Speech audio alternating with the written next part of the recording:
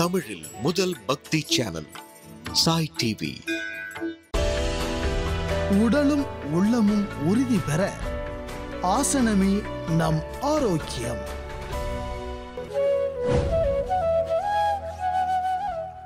ஓம் குருவழியே ஆதி ஆதி, ஓம் குருமொழியே வேதம் வேதம், ஓம் குருவிழியே தீபம் தீபம், ஓம் குருபதமே காப்பு காப்பு.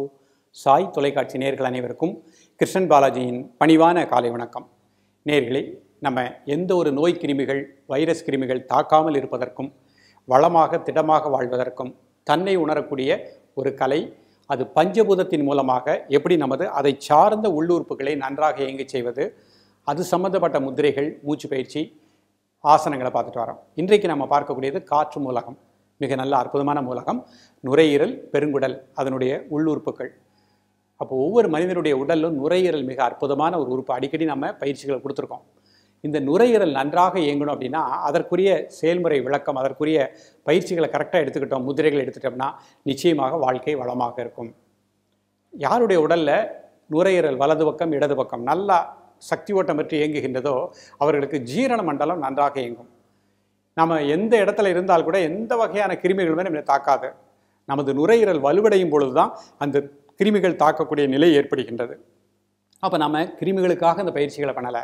எத்தனை வருடங்கள் ஆனாலும் எந்த இடத்தில் நாம் இருந்தாலும் யாருடைய உடலில் அந்த நுரையீரல் நல்ல சக்தி ஓட்டம் பெற்று இயங்குகின்றதோ, ஜீரண மண்டலம் சக்தி ஓட்டம் பெற்று இயங்குகின்றதோ, காற்று மூலகம் நன்றாக இயங்குகின்றதோ அவர்களுக்கு வைரஸ் சம்பந்தப்பட்ட பாதிப்பே ஏற்படாது. பாருங்கள், நம்முடைய பல ஆயிரக்கணக்கான ஆண்டுகளுக்கு முன்பாக மாமுனி பதஞ்சலி மகரிஷி தனது உடலை இந்த மாதிரி கிருமிகள் இல்லாமல் வாழ்வதற்கு எப்படி அமைச்சுக்கிடணும் அப்படின்னு அந்த காலத்திலே கொடுத்துருக்கிறாரு.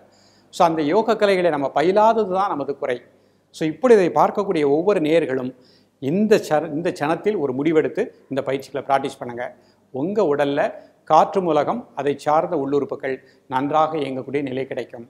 அப்போ ஒரு வாயு முத்திரைன்னு பார்க்க போகிறோம், சின் முத்திரைன்னு பார்க்க போகிறோம், புஜங்காசனம்னு பார்க்க போகிறோம். இந்த 3 பயிற்சிகளையுமே காலை மதியம் மாலை, மதியம் செய்ய முடியாதவர்கள் காலை மாலை 2 வேளையும் ப்ராக்டிஸ் பண்ணுங்கள். இன்னும் சொல்லப்போனால் எனக்கு நேரமே இல்லைன்னு சொல்லவங்க காலை ஒரு வேளை பயிற்சி பண்ணுங்கள். அந்த நாள் முழுக்க லங்ஸ் நன்றாக இயங்கும்.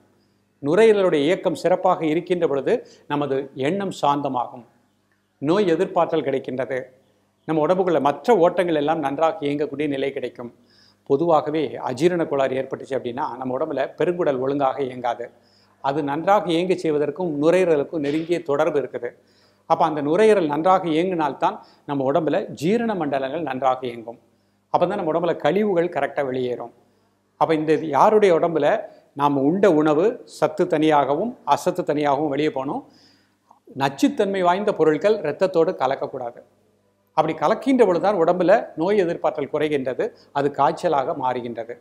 அப்போ அதற்கு இடம் கொடுக்காமல் இருக்கணும் அப்படின்னா 5 நிமிடங்கள் இந்த பயிற்சியை நம்ம பண்ணிட்டோம் அப்படின்னா நிச்சயமாக உடலால் நலமாக வாழலாம், உள்ளத்தால் வளமாக வாழலாம்.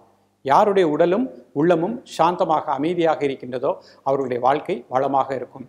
ஆரோக்கியத்திற்காக ஒரு 5 நிமிடங்கள், ஒரு 10 நிமிடங்கள் காலை மாலை நீங்கள் ஸ்பெண்ட் பண்ணுங்கள். அது இப்போ இருக்கக்கூடிய காலகட்டத்தில் நோய் கிருமிகள் தாக்காமல் இருப்பதற்கும் நோய் எதிர்ப்பாற்றல் கிடைப்பதற்கும் இந்த பயிற்சி நமக்கு மிக மிக அவசியமாக உதவுகின்றது. பய உணர்வே இருக்க வேண்டாம். நீங்கள் பார்க்கக்கூடிய எல்லா மனிதர்களுக்கும் நீங்கள் ஆழ் மனதில் அடித்து கூறுங்கள், நிச்சயமாக நமது நாட்டில் எந்த ஒரு கிருமிகளும் நம்மை தாக்காது. காரணம், இது ஒரு சித்தர் பூமி, ஒரு பாசிட்டிவ் எனர்ஜி நிறைந்த ஒரு மண்டலம். எண்ணங்களினால் ஆனதுதான் உலகம். நாம் எல்லோருமே வளமாக வாழ்கின்றோம், நலமாக வாழ்கின்றோம். நமக்கு எந்த ஒரு குறைவும் கிடையாது. ஒவ்வொரு நொடியும் எனது ஆரோக்கியம் வளர்ந்து கொண்டே செல்கின்றது. நான் பார்க்கக்கூடிய எல்லா மனிதர்களுக்கும் நிச்சயமாக ஆரோக்கியம் வளர்ந்து கொண்டே செல்லும். அவர்களுக்கு நல்ல ஒரு நோய் எதிர்ப்பாற்றல் கிடைக்கும். அந்த ஒரு எண்ணத்தோடு நம்முடைய வாழ்க்கையை அமைச்சுக்கிடணும். அப்படி அமைக்கணும் அப்படின்னா இந்த பயிற்சிகளை செய்தால்தான் அது கைகூடும். இப்பொழுது இதனுடைய செயல்முறை விளக்கத்தை தெளிவாக காண்போம். நேயர்களே, இப்போ நம்ம காற்று மூலகம் நன்றாக இயங்கக்கூடிய ஒரு முத்திரை பார்க்க போகிறோம். காற்று மூலகம் அப்படின்னாலே நுரையீரல், பெருங்குடல், இதான் அதனுடைய உள்ளுறுப்புகள். அப்போ இது நன்றாக இயங்கலை அப்படின்னா நமக்கு துக்க உணர்வு அதிகமாக இருக்கும். அப்போ இது நன்றாக இயங்க செய்யக்கூடிய ஒரு முத்திரை தான் வாயு முத்திரை, சின் முத்திரை. இந்த 2 முத்திரையும் ப்ராக்டிஸ் பண்ணிட்டோம்னா நிச்சயமாக நமது காற்று மூலகம் நன்றாக நோய் எதிர்ப்பாற்றலோடு திகழும்.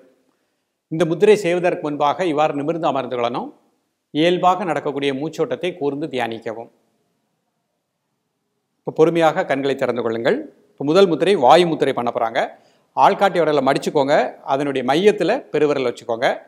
மற்ற 3 விரல்கள் தரை நோக்கி இருக்கணும். கை விரல்களை கூர்ந்து கவனித்துக் கொள்ளுங்கள். சாதாரண மூச்சில் 2 நிமிடங்கள் காலை, மதியம், மாலை 3 வேளையும் பயிற்சி பண்ணுவோம். நமது நுரையீரல் மிகச் சிறப்பாக இயங்கக்கூடிய நிலை கிடைக்கும். உடம்புல வாயினுடைய தன்மை சமமாக இயங்கக்கூடிய நிலை கிடைக்கும். தசவாயுக்களும் நன்றாக இயங்கக்கூடிய நிலை கிடைக்கும். பொறுமையாக கண்களை திறந்து கொள்ளுங்கள். இப்போ அடுத்த முத்திரை பண்ண போகிறாங்க. சின் முத்திரை. ஆள்காட்டி விரல், பெருவிரல் நுனி, மற்ற 3 விரலையும் தரை நோக்கி வச்சுக்கணும். கண்களை மூடி இயல்பாக நடக்கக்கூடிய மூச்சோட்டத்தை கூர்ந்து கவனிக்கவும். நம்ம காற்றினுடைய மூலகத்தை தான் இணைச்சிருக்கோம். நமது ஆள்காட்டி விரல் காற்று மூலகம், நெருப்பு மூலகத்தையும் ஒன்றாக இணைத்திருக்கிறோம். பெருவிரல் நெருப்பு மூலகம். ஸோ இந்த நிலையில் நம்ம 2 மூலகங்களையும் இணைக்கின்ற பொழுது நம்ம உடம்புல காற்றினுடைய தன்மை, அதை சார்ந்த உள்ளுறுப்புகள், நுரையீரல், பெருங்குடல் மிகச் சிறப்பாக இயங்கக்கூடிய நிலை கிடைக்கின்றது. நோய் எதிர்ப்பாற்றல் பெற்று இயங்கக்கூடிய நிலை கிடைக்கின்றது. பொறுமையாக கண்களை திறந்து கொள்ளுங்கள். இப்போ நமது நுரையீரல் நன்றாக இயங்கக்கூடிய ஒரு ஆசனம் பார்க்க போகிறோம். புஜங்க ஆசனம். இந்த ஆசனம் செய்வதற்கு முன்பாக இவ்வாறு நிமிர்ந்து அமர்ந்துக்கிடணும். கண்களை மூடிக்கோங்க. இயல்பாக நடக்கக்கூடிய மூச்சோட்டத்தை கூர்ந்து கவனிக்கவும். கண்களை திறந்து கொள்ளுங்கள். இப்போ பொறுமையாக படுத்துக்கோங்க. இந்த ஆசனம் எப்படி பண்ணுறாங்கன்னு பார்ப்போம். ஒவ்வொரு நிலையாக பார்ப்போம். முதல்ல பொறுமையாக படுத்துக்கோங்க. 2 கால்களையும் பின்னாடி ஃப்ளாட்டாக வச்சுக்கோங்க. 2 கைகளையும் ஜஸ்ட் பக்கம் வச்சுருக்காங்க. இப்போ மெதுவாக மூச்சு உள்ளெழுத்திட்டே மெதுவாக ரைஸ் பண்ணுங்கள். 1 2 3 4 5 6 7 8 9 10. மெதுவாக மூச்சு வெளியிட்டே ரிலாக்ஸ் பண்ணிக்கோங்க. ஒரு 5 வினாடிகள் ஓய்வு எடுத்துக் கொள்ளுங்கள். மீண்டும் ஒரு முறை மெதுவாக மூச்சு உள்ளெழுத்திட்டே மெதுவாக ரைஸ் பண்ணுங்கள்.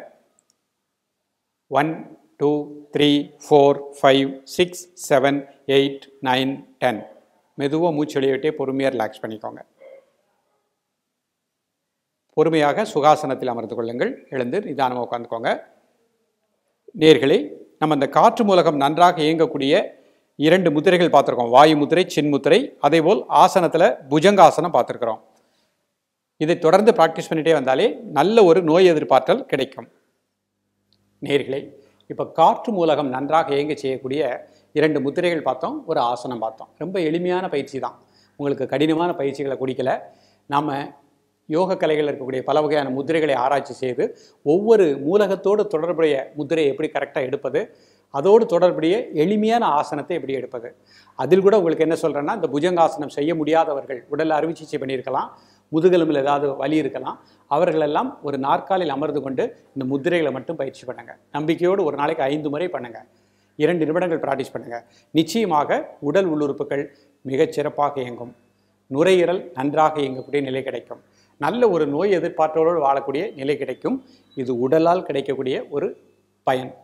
உள்ளத்தால் அமைதி கிடைக்கும். எங்கேயுமே யாருக்குமே கிடைக்காத ஒரு அற்புதமான ஒரு மருந்து அமைதி. அந்த அமைதி நமக்குள்ளே தான் இருக்குது. நம்ம உடம்புல ஏதாவது ஒரு குறைபாடு ஏற்படும் பொழுது நமது மனம், நமது எண்ணங்கள், உணர்வு ஃபுல்லாக பார்த்திங்கன்னா அந்த குறைபாடுகளை நோக்கியே சென்றோம்.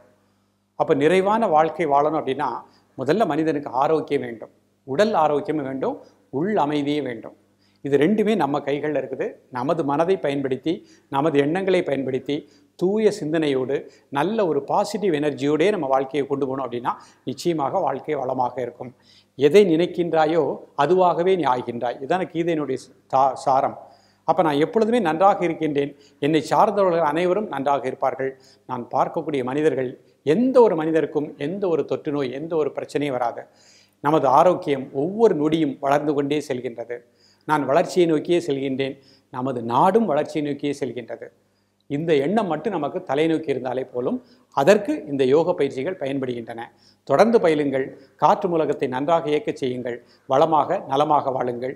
மீண்டும் அடுத்த மூலகம் அதனுடைய தொடர்புடைய முத்திரையோடு உங்களை சந்திக்கின்றேன். நன்றி, வணக்கம். சாய் டிவி நிகழ்ச்சிகள் உங்களுக்கு பிடிச்சிருக்கா? லைக் பண்ணுங்க, ஷேர் பண்ணுங்க, கமெண்ட் பண்ணுங்க, சப்ஸ்கிரைப் பண்ணுங்க. பக்கத்தில் இருக்கிற பெல் சிம்பலை பிரஸ் பண்ணுங்க.